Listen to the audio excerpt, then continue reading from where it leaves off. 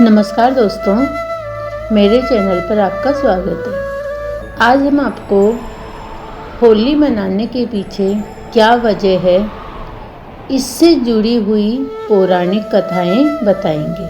आखिर रंग वाली होली की शुरुआत कैसे हुई, ये सारी बातें इस वीडियो के जरिए बताएंगे। हर साल फागुन मास की पूर्णिमा के दिन होली मनाई जाती है। इस दिन पूरा देश गुलाल और रंग में रंग जाता है। हर कोई एक दूसरे पर प्यार के रंग बरसाते हैं। होली के रंगों को प्रेम का प्रतीक माना जाता है। कृष्ण नगरी मथुरा में धूमधाम तरीके से होली का पर्व मनाया जाता है। कृष्ण राधा के प्रेम में रंगने के लिए ब्रज की होली के साक्षी बनने के लिए दूर दूर से भक्त यहाँ आते हैं। होली में भगवान नारायण और महादेव की भी पूजा की जाती है। होली मनाने के पीछे कुछ पौराणिक कथाएं हैं। शिवजी से जुड़ी हुई कथा भी है। धार्मिक मान्यताओं के मुताबिक माता पार्वती महादेव से विवाह के लिए कठिन तप कर रही थी।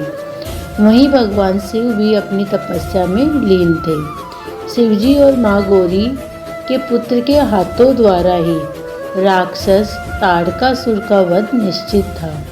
ऐसे में भोलेनाथ और माता पार्वती का विवाह होना बहुत ही जरूरी था।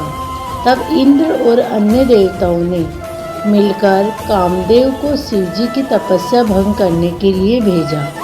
कामदेव ने शिव शंकर की तपस्या भंग करने के लिए उन पर पुष्पबाण छोड़ा, जिससे शिवजी की समाधि भंग हो गई और उन्होंने क्रोध में आकर अपना तीसरा नेत्र खोलकर कामदेव को भस्म कर दिया। लेकिन शिवजी की तपस्या तो भंग हो ही चुकी थी। तब देवताओं ने शिवजी से प्रार्थना की कि वे माता पार्वती जी के साथ विवाह कर लें। शिवजी इस बात के लिए राजी हो गए। वहीं कामदेव की पत्नी रति ने भी अपने पति को दोबारा जीवित करने की प्रार्थना की। तब रति को अपने पति के पुनर्जीवन का वरदान मिला। वहीं शिवजी और माता पार्वती की विवाह की खुशी में देवताओं ने इस दिन को उत्सव की तरह मनाया। कहते हैं वो दिन फागुन पूर्णिमा का दिन ही था। दूसरी कथा भक्त प्रहलाद की कथा है। पौराणिक प्रचलित कथा के अनुसार भक्त प्रहलाद भगवान विष्णु के बहुत बड़े भक्त थे।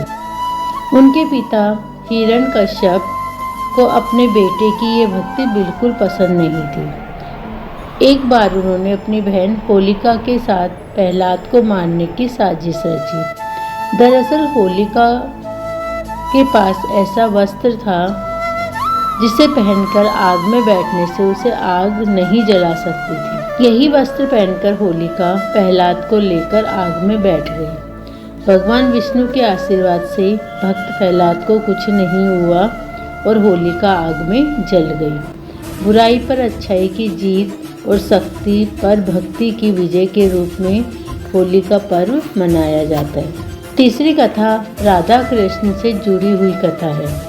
मान्यता के मुताबिक भगवान कृष्ण का रंग सांवला था और राधा रानी गोरी थी। इस बात को लेकर अक्षर कान्हा अपनी मैया यशोदा से शिकायत करते थे कि वह गोरे क्यों नहीं है। इसके बाद एक दिन यशोदा जी ने भगवान कृष्ण को कहा कि तुम्हारा रंग है, उसी रंग को राधा के चेहरे पर लगा दो, फिर तुम दोनों का रंग एक जैसा हो जाएगा। फिर क्या था, कृष्ण अपनी मित्र मंडली ग्वालों के साथ राधा को रंगने उसके पास पहुँचे। कृष्ण ने अपने मित्रों के साथ मिलकर राधा और उनकी सखियों को जमकर रंग लगाया। कहते हैं तब से ही रंग वाली होली की परंपरा शुरू हो गई। आज भी मथुरा में भव्य और धूमधाम तरीके से होली खेली जाती है। रंग वाली होली के एक दिन पहले पूजने वाली होली मनाई जाती है। इस दिन सभी लोग होली का पूजन करते हैं। होलिका दहन को बुराई पर अच्छाई की जीत मानी जाती है। सभी लोग रोली, चावल, मूली, नारियल और गोबर के उपले से होलिका को पूजते हैं और उसके चारों तरफ कच्चा सूत लपेटकर अपने परिवार में सुख शांति की कामना करते हैं। धन्यवाद। यदि आप सबको मेरी वीडियो पसंद आई हो तो लाइक और सब्सक्राइब जरूर करें।